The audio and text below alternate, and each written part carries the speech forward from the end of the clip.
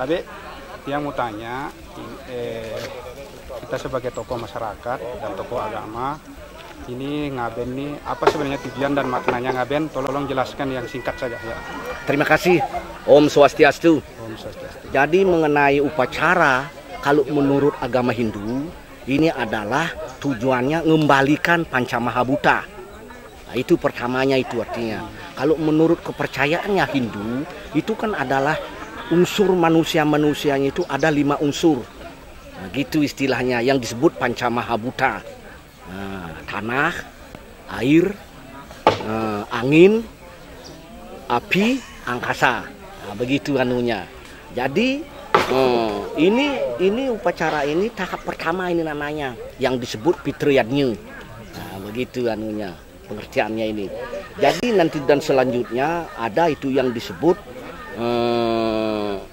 ngeroras, yang disebut modelnya nyekah, yang disebut nyekah istilahnya. Itu yang sudah dikategorikan namanya sudah upacara yang disebut Dewiyadnya.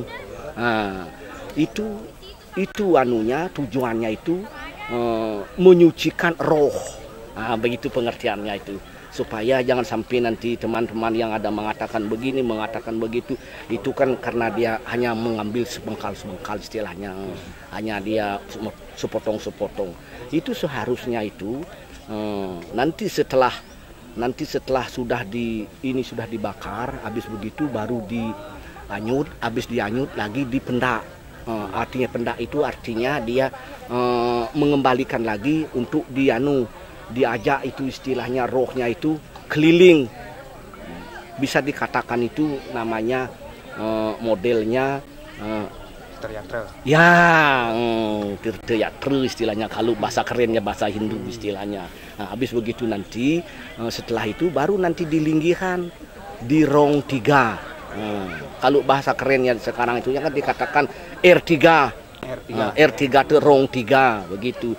Yang sebelah kanan itu yang dilinggikan itu laki-laki yang disebut Bapante.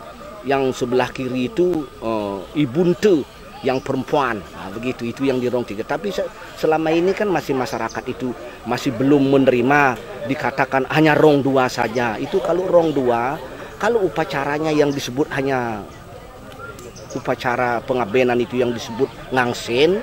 Nah, itu baru ada rong 2-nya. Kalau sekarang ini kan tidak. Langsung ini namanya sampai ngeroras istilahnya. Itu sudah terakhir. Nah, begitu istilahnya. Ya, terima kasihlah ini. Iya. Ya, terus ini ngaben ini kan ada tahapan, ada yang sederhana, ada yang menengah, ya, ada yang mewah. Ya. Bagaimana itu? Ah, itu kan begini. Itu sebenarnya kalau yang disebut mewah itu tergantung dari orang yang punya, yang mampu istilahnya.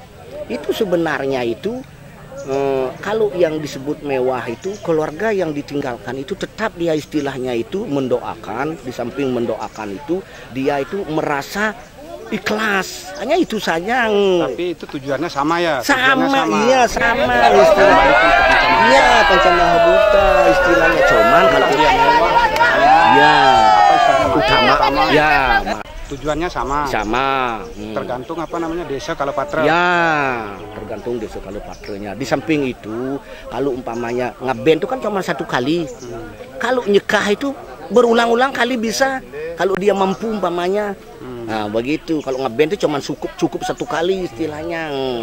Kalau nyekah itu bisa berulang-ulang. Yang penting dengan syaratnya dia itu kalau umpamanya nyekahnya itu ada yang lebih tinggi umpamanya ikut lagi ke sana bisa. Nah, begitu pengertiannya.